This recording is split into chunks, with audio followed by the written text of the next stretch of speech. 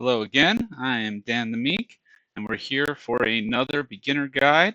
This time we're going to focus on specifically the ability we didn't look into in the last two videos, Aura. As mentioned in those videos, Aura can be very powerful, but it tends to require a little bit more support to make work well, at least consistently. So it's more of the combo card or ability of this set, and that you really want to combo into it to unlock its full potential. So if you're big into combos, this could be the ability for you. If you don't like combos, you want every card to just be able to go right when you play it. Maybe it's not going to be your favorite type, but everyone has their different preferences. And again, we haven't really touched on it in the previous videos, so I thought, yep, let's make a video and we'll kind of go over what you need to do to make Aura, and then I'll give it a run in as well, like we did last time, so you can see it in action. So first off, let's create a new deck. And we're going to focus specifically on Aura here. So we're going to skip some of our normal rules because of this demonstration. Now, generally speaking, Aura is one of those foundational cards, so you can run multiple of them, but it's one of the ones more so than range or flight. You have to really be careful if you're going to run more than one because they're going to fight for combo cards. So if I have three of them, for instance, and then a dragon as well, these guys and girls are all going to be trying to, not everyone's going to have access to the combos, and the ones that don't are probably going to be less effective than if they were something else. So it is a consideration that maybe you don't want to go all in Aura and rather just throw a few in there just so that you can catch them off guard with it, or have one right for the moment when you can best combo into it when you do have the combo set up. That said, this is all about Aura for this video, so we're gonna go all in on the Aura. And with that in mind, let's figure out how we're gonna build the deck for it. So first, Aura can go either direction. The advantage to high speed is that you can sneak into that corner before they can block it off. So one of the parts of Aura, if you don't combo into it, is that you have to have a corner to actually be able to place into, and then you have to beat them to it. Because if they see it's coming, they always have the option to just fizzle whatever they were trying to do by putting a card in that corner. And often, since you were about to get 4 points, it was worth it for them in the end just to block that Aura. So that's something to keep in mind. That's the reason why you might go fast. But on the flip side, you might try to go slow and either combo into the slow card or just force them to fizzle a card and hope you can still get good enough value because you played a slow card with tons of stats. So you're probably still taking at least one side and maybe, threatening some other areas of the map. So both have their pluses and minuses. This is one of those ones where you can even make an argument for the mid speed on the ground that mid speeds can often have enough speed to beat out that super slow stuff, but so to get where you want to be, but still more stats than if you were going super fast. That said, I still generally, that same rule of thumb, better to try to shoot for middle, to upper and above, or lower and below, like 5s and below, or 16s and above is generally what I'm looking at, but it's going to vary depending on your collection, what makes sense for you. They break rules in a lot of the common general rules, which is why I'm doing this video separately, in that normally you just want either a strong corner or a strong single, especially at high speeds for abilities. Like this on a flight would be fine. This would be great. On a range, this would be wonderful. Confused, this would be wonderful. So on and so forth. On a Aura, this is kind of It's not unplayable, just so we're clear. I could definitely still play with this. I would basically have to set up a trap to make this work, because I can put the 49 in whatever, and if I can place one of these sides on, say, a 3 or less, then they can't spin me off, and anything that touches any other side, I can throw that 49 against. So not unplayable, but the fact of the matter is, usually we want either a strong corner with some non-min-max sides, or something even all around, so that we can set up those traps. This is more true at lower speeds where we have more stats to work with. At higher speeds, you might still just really want that strong corner so you can just sneak in there when the opportunity presents it and be sure that you're going to take the corner. But unlike flight, you only need to win it. You don't need to win it by a lot. So it's a little easier to grab 2 just anywhere with Aura than a flight where they need to have a really weak corner to play into. Um, that said, let's take a look here. So like this one could be set up as a trap. So because it's got a lowest side of 6, so we can play against the 5. And maybe I'll get an opportunity to demonstrate in our match here what I'm talking about here. But we can play against the 5, say at 5 territory, and then they can't rotate us off of getting 1 point. And then as long as they play something that has less than an 18, we can rotate into it and do damage. Now that may mean we have to, confuse them or do something else to them to get their weak side against us, but it is something that we have available to us if we go that rate. That said, it can be tricky at these high speeds. You have so few stats.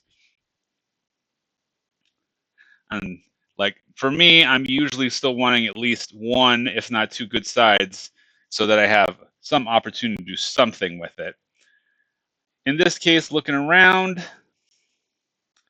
see a dragon here who's very overall, so hard to spin off. Can be used against as much as a 10 to set up a trap. And it's got a strong corner of a 21, so that's something to consider. This one's more min-max, but it can hit in these corners. The thing about a dragon is it still has that flight, so we generally are more caring about min-maxed because we do want to be able to get the 10 plus as well as Aura and really turn in that big 6-point swing, if not more, with the range. Only real problem here with this guy is that 1, so that means we cannot perform a trap. If we're played against anything, they'll always have the ability to spin us, so the 1 is against one of our targets, unless we're somehow winning against 3 things. We're going to get knocked off if we're winning at 2, and then Aura shuts down. So I would say that unfortunately, if this was even just a 2, just 1 more point, this would be more appealing. That 1 makes this less appealing to me as a option. I like this guy's 26 more than this guy who's more even-ended, just because, again, I'm probably going to need to win 1 side legitimately. And if that's the case, having a nice side is good, even though this one can be played against higher territories, which is important both because, it gives us more flexibility in which territory we choose, but we also might get our opponent's 1. And if their lowest is an 8, this guy can still set up a trap. If their lowest is an 8, this guy cannot, because they can spin us to 5 and we'll lose our Aura. We got a nice triangle here. It can only work against a 3, but it's, we got a 33. We got options. This one's not bad. I'm not a huge fan of splits in general, as you've heard in these videos now. There's some exceptions. Aura is not one of them. It's even harder to set up a split Aura than it is a corner, and corner already takes some work often. So this one's just outright bad even before we get to the 1.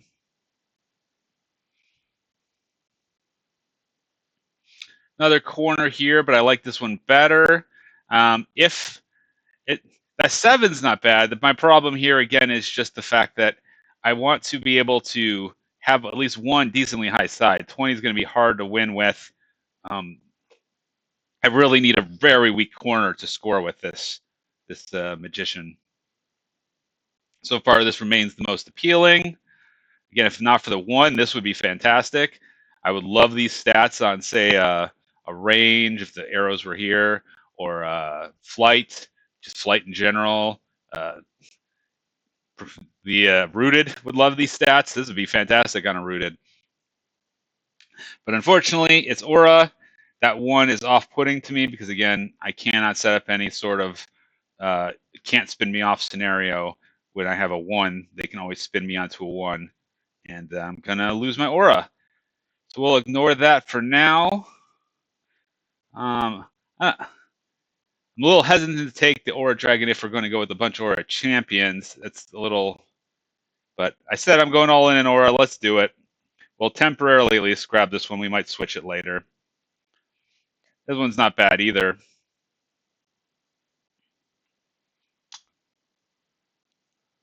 We got a lot of decent options here. I've got that nice 35. We'll see. We might come back and switch this one depending on how low we get our territory at. We've already discussed him. He can definitely spin on stuff. He doesn't have two strong sides, though, so he almost has to go against a trap. He can't win legitimately, whereas like here, this could win against something. This could win against something. Even that. Here, 49, I mean, the difference is 33 and 10, and 49 and 9 isn't too bad, but, I mean, having the second side that can be a 15, this one's going to be a little tricky to just naturally get it. And again, if we're going high, we want to be able to naturally get it. If I'm going traps, I usually want to go slower.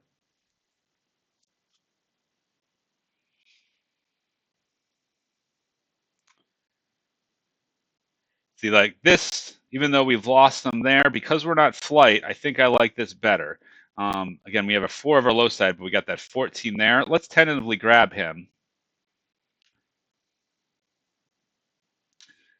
She's not bad either, but we've already gotten 2 fast options, so let's look at our slow options.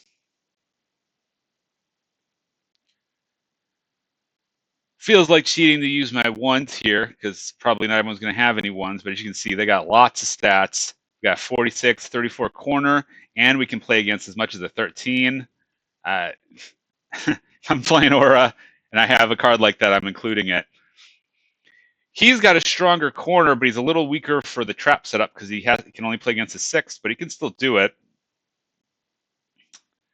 All of these are fine. I could go any of these routes, but unless I needed to get to a 9, then I'm probably going to go with this because this can really smash a corner.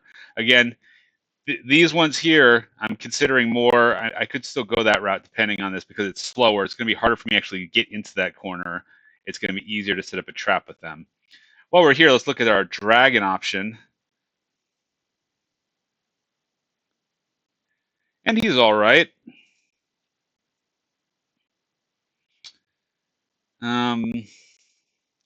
Yeah, I don't mind this.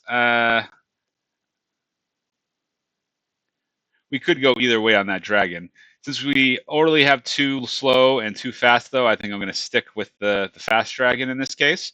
But this would be very playable as well. All right, so we picked out some auras. We got that picked out. Now, let's go back to our principles here.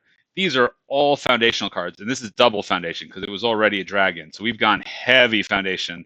That means the rest of this, these 4 cards, and then this last one's the territory, these need to be manipulation cards, and we want stuff that can set up for the aura. So what we need is to create corners for ourselves that we can slip into, or to manipulate their cards into being weak against us, and or to control our cards with commands. So those are the 3 things we're looking at. Stomp is just vitally important for this type of setup. I think I've said before, I prefer slow stomp, but this is a case where you could make an argument for fast stomp because fast can push into play before they can block. So I still like slow, but I think in this case we will bring a fast one. If we need it, we can just make it happen. With that in mind, I do want something that can hit pretty fast. So I don't have any 20s. I do have some 19s. They're okay. This is a little more min-max, but it's not opposite the 31. But it is a stomp, so that's okay. So far, I'm liking that 31 most.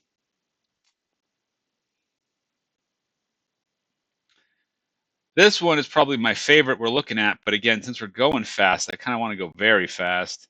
I want to make sure if we're doing this, we win it. I think I will go with him. And I am going to grab one of each. So 50 is very powerful.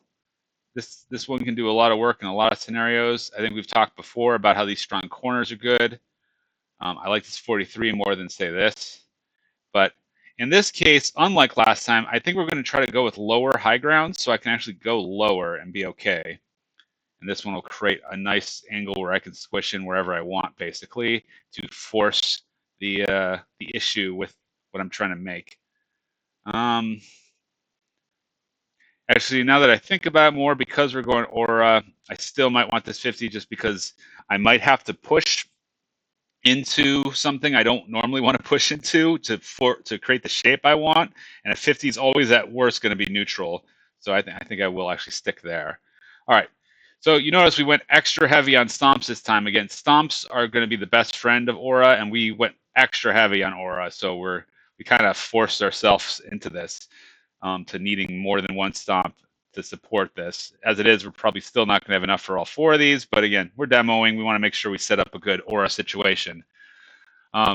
We definitely need command. I think we've seen both fast and slow with command and the value of both. What haven't I used here in a demo? I think I used them. Haven't used this one. Let's do this guy.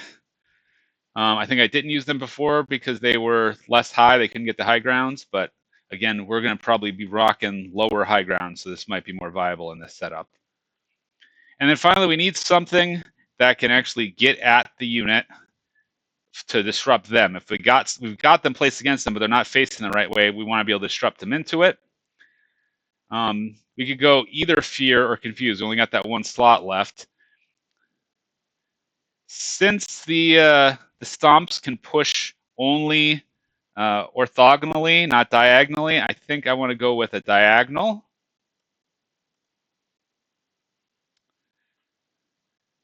And I think I highlighted this one before, and I didn't actually use it. Let's use it this time. Again, since it's got a lower stat, we have to keep that in mind, but depending on our territory, that might not matter, and we can always switch it up. We're looking at our territory now. So this is very important. Territory is always important, but especially when you're going aura, you really want to consider. So again, he can get anything 13 or less. They can only get 3 or less. They can get 6 or less. And then over here, we can get 10 or less. So depending on what we see that we like, we might pop him out, go some different direction there. Like if we can see a 6, but not a good 3 that we like. But let's just take a look. We're keeping those in mind. With this, I try to go power and go reverse. I want to start from the lowest, or sorry, highest, because the highest, the more min-max our high grounds are, the lower these non-high grounds have to be to compensate for that. So as you can see here, we can get anything with a, so everybody could land on this because the 2 would go for the guy with the 3 and everyone else can get the 5 or higher. On here, I don't think we're going to do better than that. That's actually quite good. We got another one that ties it over here. That looks like that's a duplicate of the just a different orientation. 2, 1, 5 is another option here. Again, we're just looking at the low grounds.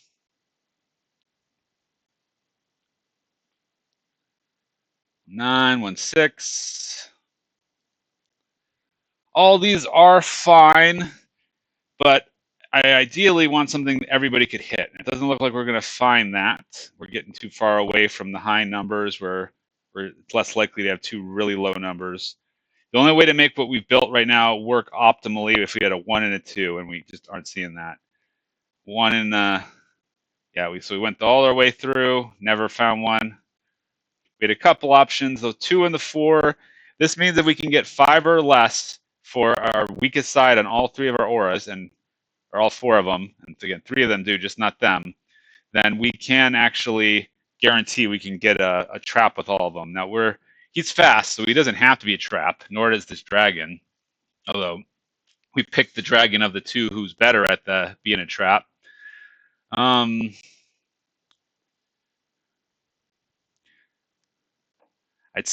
he does have the ability to go against one of them. I might still go that route. If we go back real quick, look at our high speed stuff. We could also just go with another low speed. We don't necessarily need another fast since we got the dragon.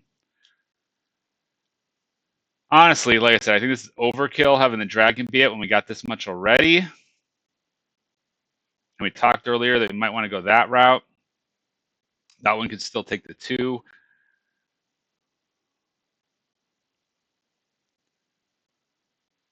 Yeah, I think I will go. I keep going back and forth on it. I like this split too. 35-15. If we do have to go split, we have a card that can get aura off of it and take advantage of it. Not that the 16-21 isn't bad either, but that's even better.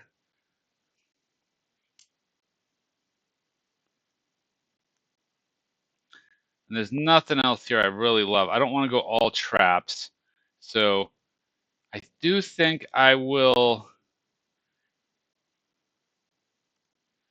stick with this so that I can trap off of everything except this one for him.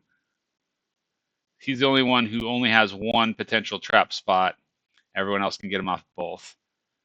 All right, we've got our deck all built up. Let's take it for a spin, and hopefully we get an opportunity to show how this would work.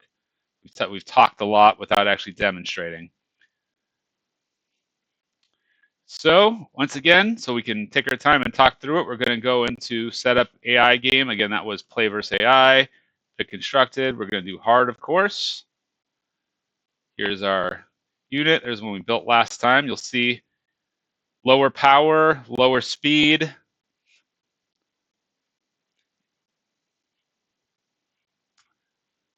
But we'll see how the actual combos work out if it makes up for those deficiencies.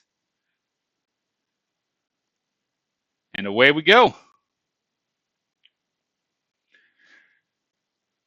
Did we get ours? We did not, but luckily the 2 is something he can play against, as we mentioned. That is within his range, 3 or less.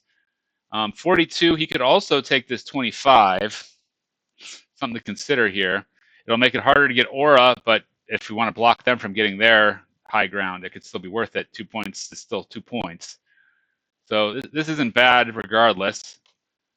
Not really interested in playing the confuse when there's nothing to confuse yet. And yeah, so this would be a great spot for him, but I do not want him locking in a 33 on this high ground. He's got guaranteed 2 points we can never pull off. He can't get the 42, which means he's probably going to take our 2, unfortunately, but he will have to settle for a single point. Let's go for it. Rooted is not what you want to see when you're trying to play Aura, because now we can't disrupt it at all. And to make matters worse, we drew our 2 fast disruption cards. Ideally, if we had literally anything else but this dragon here, and even the dragon I wouldn't mind because I could still play it on the field, we could go slow and hope to hit whatever he plays and just hope it's not another rooted. But we got some bad luck. Can we do anything good with what we have? I want to save that that stomp to set something up. So I'm just going to play my Mystic Wolf lady.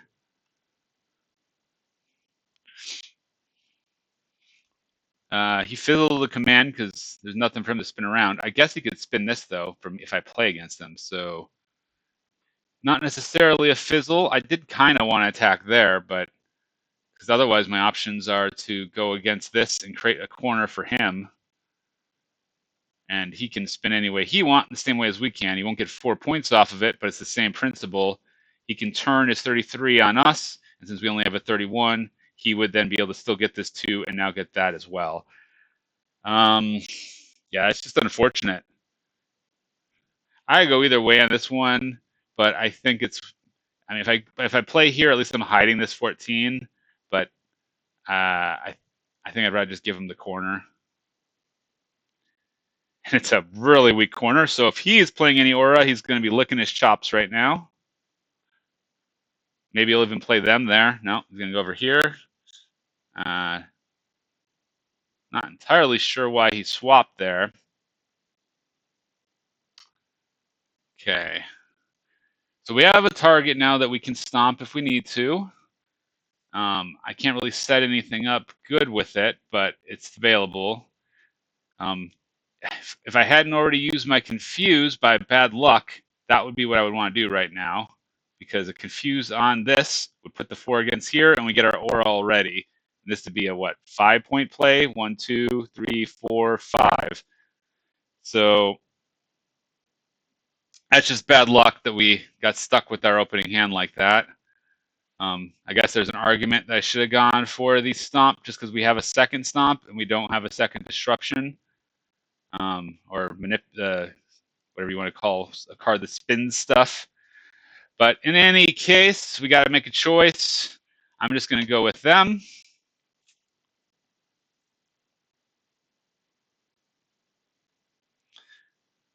So I wanted that 2. That would have been nice. Can I set this up now? Unfortunately, if I push them over, the 24 can go here, but the 9 won't win there. 42 goes there, 14 here, 24 won't win. And again, we can't spin them anymore. So things are really not going our way. He fixed our weak corner for us, for what that's worth. He's creating a big wall of units, though. I want to make this a vulnerability for him if I can. So even though I could take like the high ground here, that's going to create another corner, and I can't push him up into it. I think I want to go here, because here I can set up a push for next turn. So let's talk about that. So I put the 34 against him. This will hit any side, even if he spins it, because it beats the 33. And now this 46 will beat the 24. So if I can push them to the right, 24 on 46, and I'll activate my aura. Now we've created a wall here, which means if he has a disruption path here, he can do it, and then he'll lock this out of being able to aura anymore. So that's a risk. But it's a risk we'll know if it's if that's something we have to consider when we play the card. Pushing here if we went first and there's a thing you can play there. Also worth considering is the fact that if we play something fast here, we have the ability to block here as well, and then seal off this side. Yeah. In any case, this is what I'm thinking. So here's the thought. I play my aura. I'm setting up something I can push with the stomp, which we know we have one in hand, to set up 4-point play. And I've also forced this right wall of red into play and pushed this 1 off the field.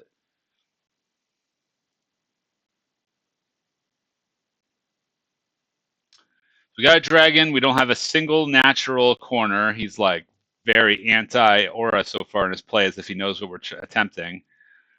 So we can't take advantage of that at the moment, but we can keep it in hand. It's nice and fast. Worst case scenario, we could use it to close this gap over here if we had to. Kind of a little bit of a waste. We're only getting 1 point, 2 points with a dragon. But still, locking in that might be worth it. We'll see. But unfortunately, 31-31 means we aren't going to win that. But we will get the 7 up top, and we can create our aura. Let's go for that. Man, the bad lucks. Okay, so if we create this aura, he now has the ability to push it off. The good news is it's not really a bad luck because we'll still win 34 on here. 46 beats anything he has. So he actually can't push away aura. He can just push it up to where maybe the top row we can disrupt it further. We're not doing anything over here. So the only real disruption point, I take it completely back. It's not bad luck. This worked out to our favor because the worst he can do is push this away and get what? A 3-point swing? It does, at least for his benefit, keep him from creating any corners for us. But I think I live with this. All things considered, I think this still worked out to our advantage. We've activated our aura, so we only scored 1 point here. But by getting this aura activates, giving us 2 more, bringing this a 4-point swing in our favor. And see how we forced the corner. He didn't want to give it to us. We made it anyway by using those stomps. And he could have pushed us maybe away before we got this if we weren't playing a fast stomp. So again, that's why fast stomp can be very helpful in this sort of a format. I wouldn't mind playing him here, but I do have the risk that he plays here and spins me around because it has to be these 2 sides to keep this. So even though I would hate to use my dragon in this corner, I think I might go with the dragon just to be sure if he does play something that's disruptive, I can seal the corner. It's a case where all the more I think I would prefer the other dragon, the 17, because he had that big side. You can see why having one big side is nice, because then I could at least gotten a flight on here. But who knows? Maybe the 18 speed will matter for us. There's nowhere else I can threaten with him other than just grabbing a high ground there. So there's not really a reason to want to play him at the moment. we're going with the dragon. And that one speed mattered. That said, it's a confuse, so he can't get an angle at us with the confuse. There's actually nothing he would want to move that he can even get an angle at, so this confuse isn't doing much for him. I'm almost tempted to let him have it if you want to go there. I don't think he probably does, but seal that off for me. But there's not really a good play anywhere for me. I can only get one in here. Nothing. This is 2 points. 1 point just to seal this corner. Again, he might seal the corner for us in a second. And if he does, he runs some risks because then we can command this. And depending on what side he pushes up, we might be able to create our own, to revitalize this into an aura as well. All right, I don't love it. Again, this is showing probably would have went with the other dragon, though you never know. Different matchup. This one might have made more sense. We aren't doing bad, though, as you can tell from the score. I'm being very critical here, but this is doing okay. He can spin us around here, which would stink, but we lose, what, 2 points? It's not the end of the world, and there's nowhere he can hit here. He'd have to play on top of his own person and then take a range, so he'd really only gain a net 1, so I'm not worried about that. Yeah, let's lock it. I'm putting the 21 up higher. 16 is not bad over here with the 14, though, so if he does stomp, we don't have a super weak opening. It's not stomp proof by any sense, but something to consider. Take our 2 points. Now let's just take a look at a moment. He has not played a dragon so far. So even though it looks like we're still ahead, 9 to 6.5, keep in mind the dragon is worth more than a normal card usually. Obviously, I didn't get good value out of this one, other than sealing this in place, which is its own kind of unspecific value. But that's something to keep in mind, that at some point he's going to play a dragon, most likely, and that dragon is likely going to earn a couple more points than anything my regular champion is going to be able to earn. And so this is more like even. Do I want to stomp, or do I want to place another of our giant wizards? He's already doing work for us. There's no natural corner, unfortunately. Either of them can get this high ground. I'm feeling like, even though the stomp, 27 on here. I mean, if I don't fix this guy, unfortunately that 15, we can't get it. 42 on that, 15, we just missed it by 1. But it's hard mode computer. He wasn't going to give us an easy opening. We can push down. He'll lose 2. We'll gain 1. And 19 on here. So just not an incredible play, but I don't mind that play. Again, especially since I don't really have a great place for him right now. I could just play him somewhere, but like the 48 here and just threaten this. If he wants to go attacking it, he's also got to go into my range. That wouldn't be a bad play, but this gives me 3. I like it more, and maybe he plays something I want to disrupt even better. There's the dragon. So see how much damage he does. Plenty. So you can see how quickly our advantage turned. We went from up to now down by 2. So we still have this option, just so we can review what I was talking about before. This would swing us 4 points. And 1 here, he loses them 2, and then we score 1. Oh, he had 2, so yeah, he minus 2'd. So 4 points there. So 4-point swing's pretty good. And it would create a corner, probably most importantly, for our old wizard that he'd have to defend against. We'll have a lead with this 4. If he defends there, we win, so he can't do it. So I'm leaning toward that spot just because of that. Just out of curiosity, let's take a look. This is a 2-point play. Nothing fantastic. Technically creates a corner. Actually, our wizard might be able to take advantage of that corner. He's so powerful. So that's kind of fun. The problem here is he might want to play against this and try to outspeed us and take that point, and then we don't get the big value. Whereas he definitely, does not want to play down here because there's nothing for him to do. He can't even spin us around with Confuse in this corner if he blocks because there's nothing happening here.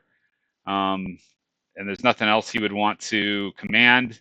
So yeah, I think this is it.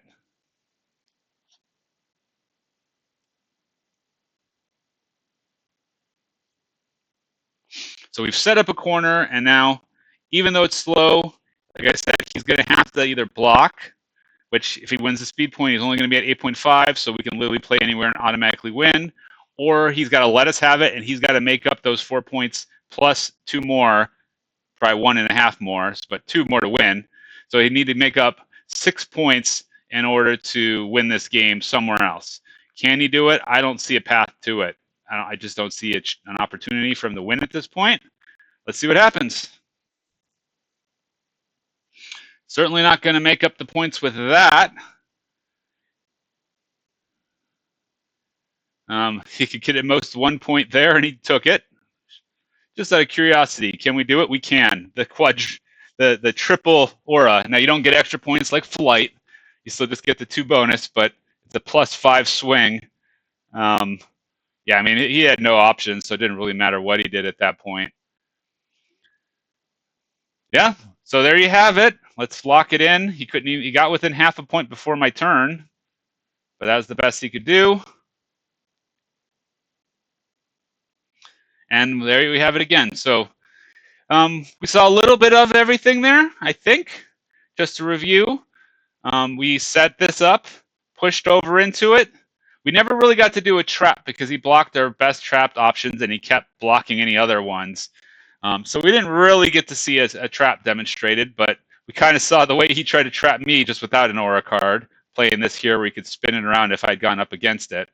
And he did have that command, so yeah, you kind of saw that concept just not in aura form. But with these ones, we set up, we put it down, we tried to put it somewhere where there was a place we could push something in. So when there's 2 of them side by side, that's something I'm looking for. You saw I'd fit it. The bonus of that is often that's a side you want to put in play anyway because there's lots of targets. Then we pushed in with, in this case, a fast one, though, you know, again, if it had been slower, maybe they try to block, but that's a reason to consider having at least one fast stomp. You saw here, though, this was a slow stomp, and it still did the job. It still created that corner for us.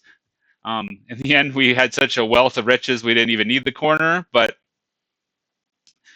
even if this hadn't been the case, we still would have had this 4 in the end that would have made it impossible for him to overcome us.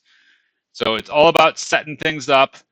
And these ones weren't back to back. He was up here, he was way over here. He was creating this, what do you call this, like an upside down L shape. And just always we see an upside down L, that's an opportunity to push them down into it if they're up at the end and ends of the L and create a corner. And bam, we got something we can play into.